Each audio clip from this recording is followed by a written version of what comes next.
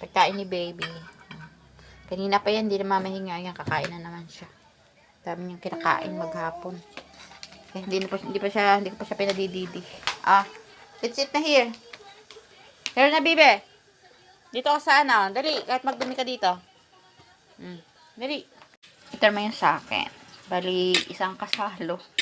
Kasi plano ko sana, hati kami doon ni bibi sa kasalo. Kaso, mangha nga pala siya, hindi siya kakainin.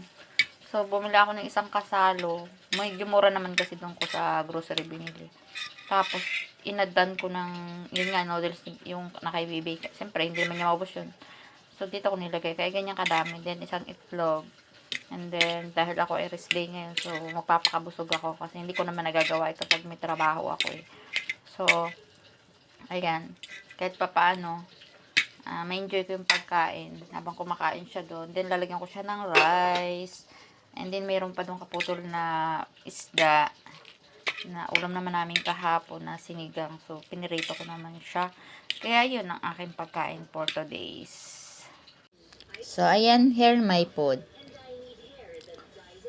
Bitay, di ba? Dami. Tapos, may fish pa, may egg, may rice. So, mamayang gabi na ulit ng pagkain ko. Sarap!